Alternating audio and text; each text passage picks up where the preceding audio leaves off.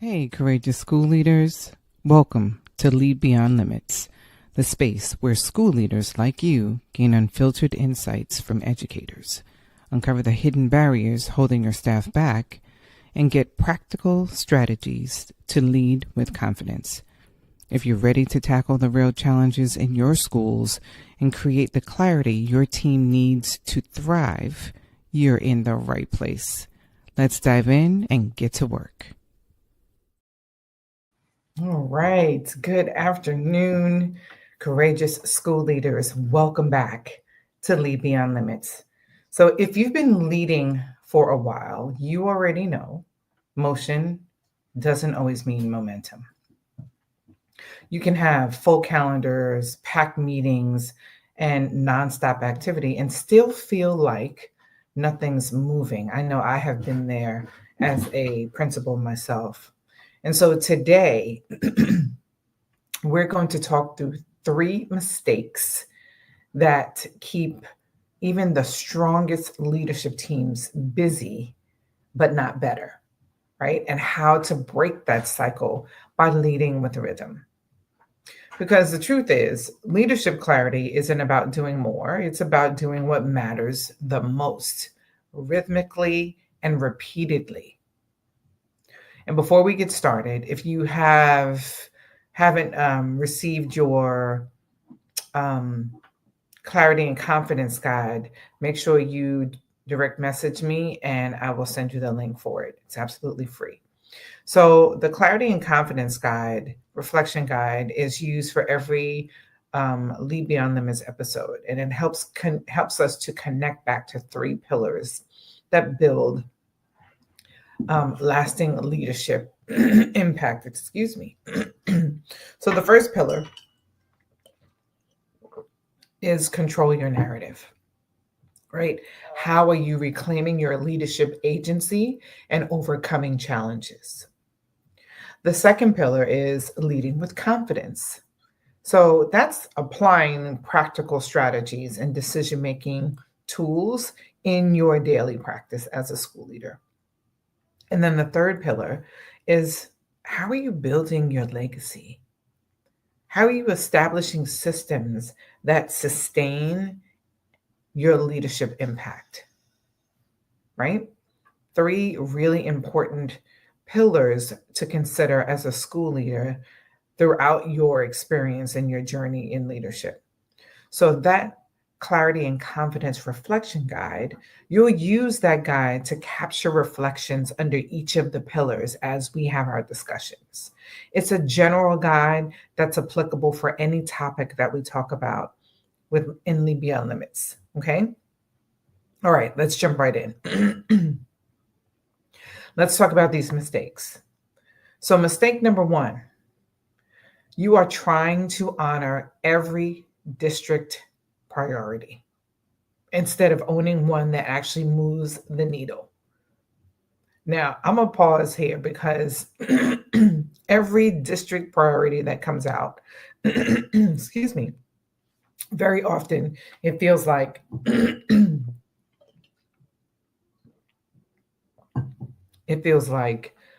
it is absolutely impossible to meet all of those priorities, right? Because they come at you at once, they all need to be done at the same time.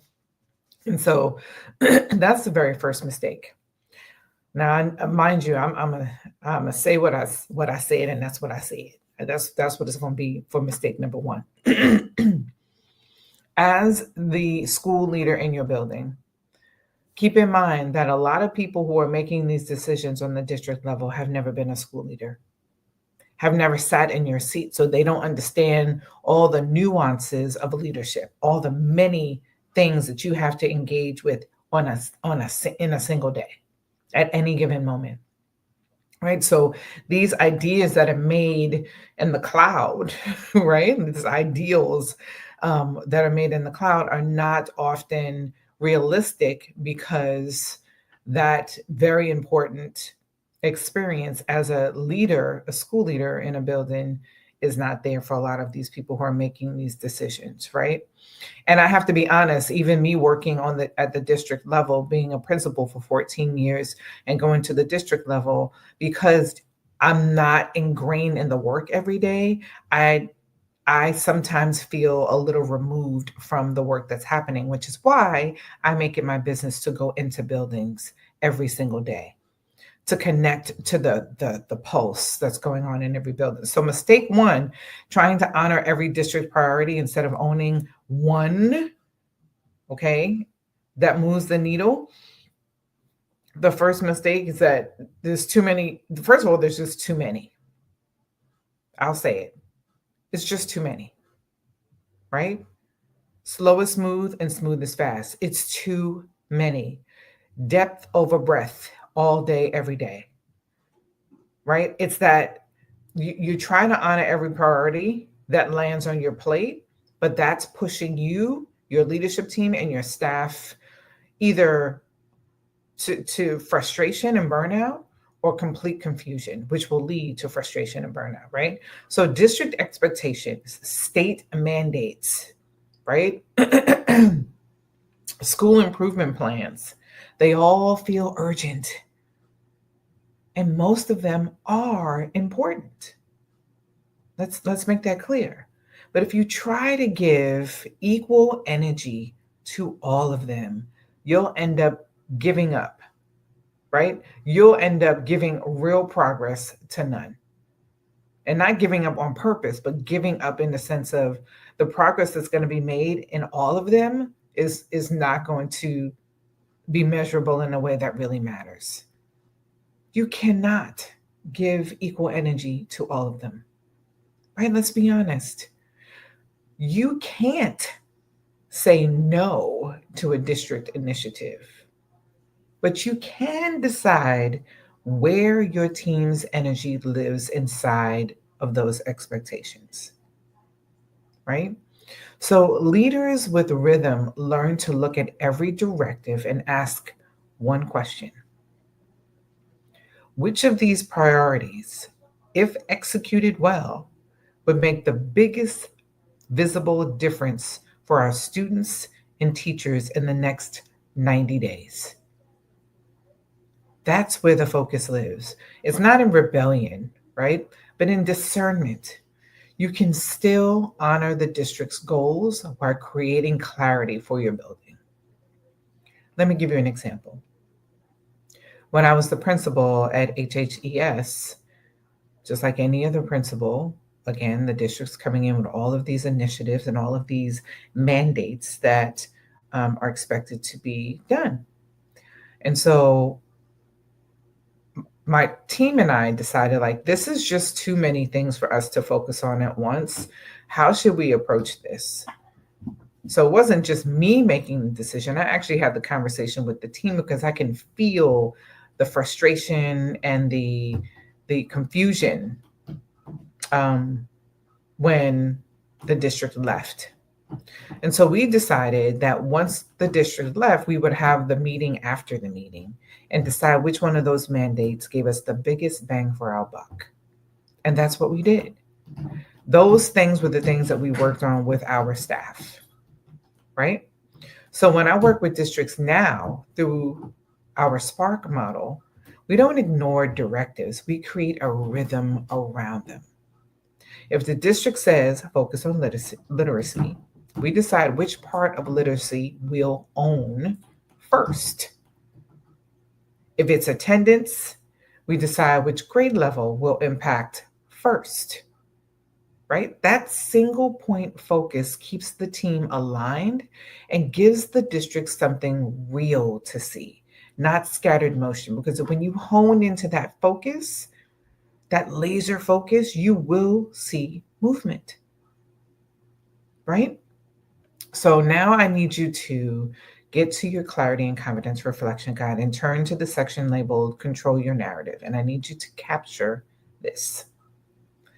What's one mistake? The first one is what's one mistake, right? Trying to honor everyone's or every district priority instead of owning the one that really moves the needle for you. This first mistake isn't that leaders chase too many priorities by choice. It's that they try to honor every priority that lands on their plate, right? So when you get to that page in your book, I need you to think about this question, write this question down. What's one district or school improvement priority that's currently stretching your team way too thin? What's one? Think about that for a second.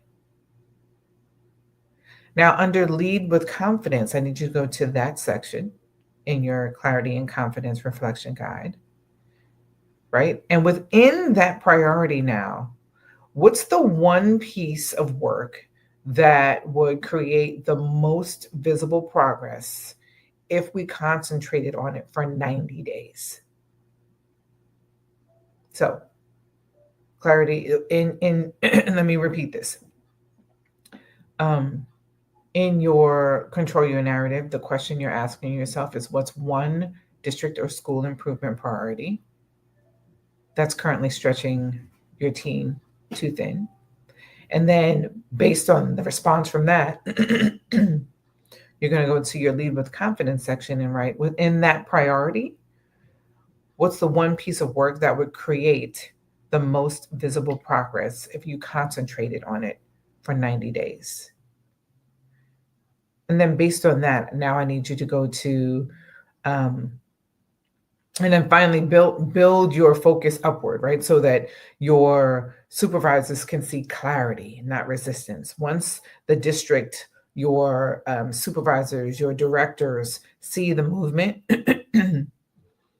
that's what they want. They want to see that movement, right? And so you can justify this focus that you have in this one area, and that you are building this momentum, this rhythm.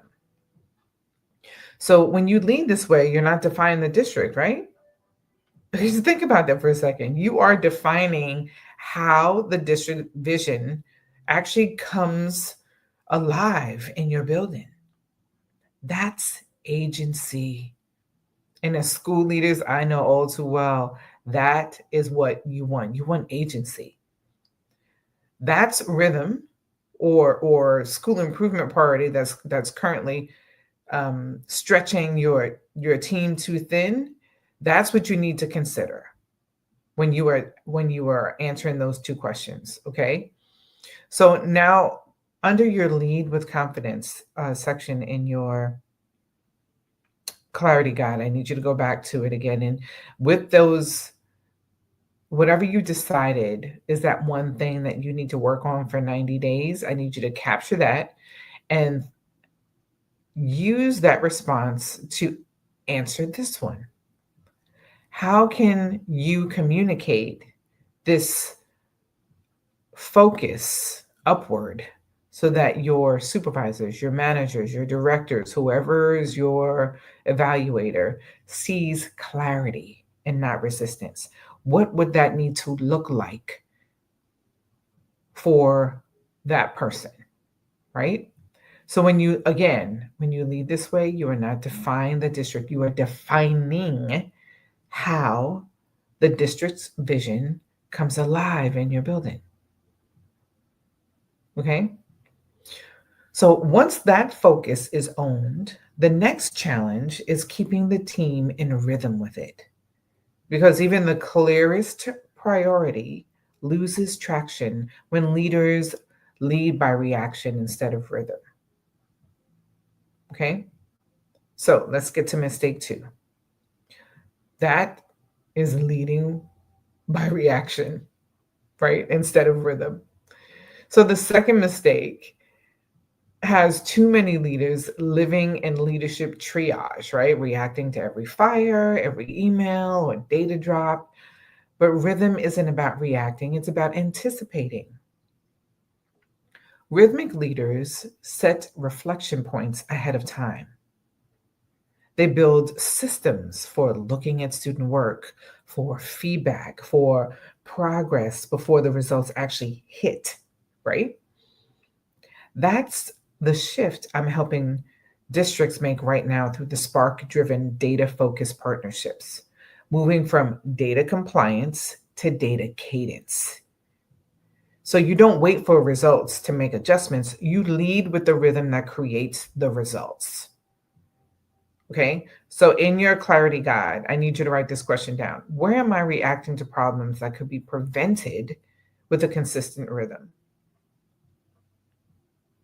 The second question I want you to write down and think about is, what leadership habit could you turn into a rhythm that keeps progress visible for your team?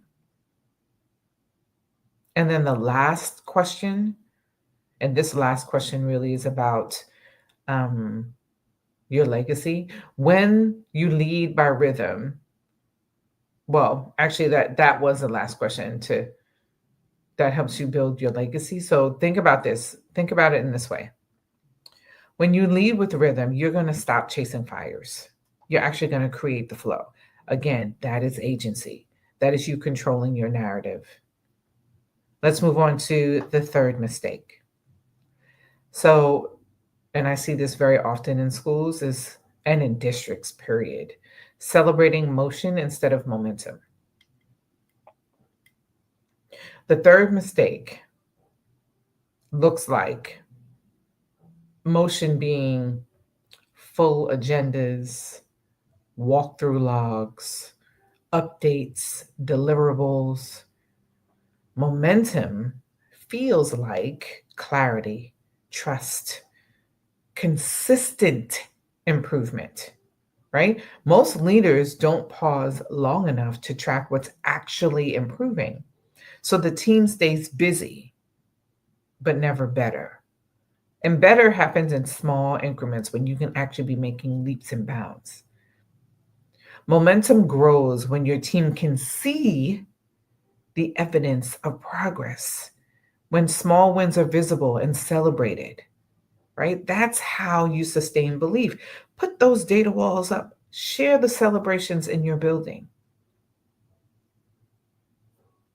So in your clarity and confidence reflection guide, I need you to jot down these questions for you to reflect on. What system will I build to help my team see their growth every 6 weeks? Not every quarter, not every time a benchmark drops or a testing window is over, but every 6 weeks. And again, it's not everything, it's that one thing that you are focusing on, right? Because what gets what gets seen and visible will be sustained. It will get sustained. That's your leadership rhythm in action. Okay. So that was a lot.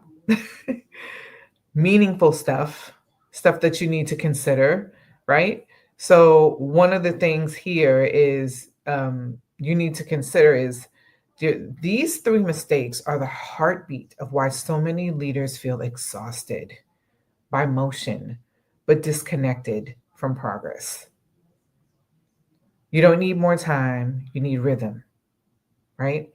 And so let me just refresh, just so that you are clear on what those three mistakes are. The first mistake is trying to attend to every single initiative the district has for you, right? That is the very first mistake. And again, I'm not saying to not do it, I'm saying to prioritize what you get done within what is being asked of you. So when you try to honor every district priority, you actually don't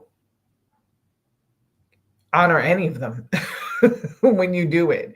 You're not effective in any of them, as opposed to honing in on one specific thing within that mandate to focus on for that needle to move. So that's the first one, right? Trying to hit every single district initiative. And then the second one, excuse me, I don't know why my throat is so scratchy, is leading by reaction instead of a rhythm, right?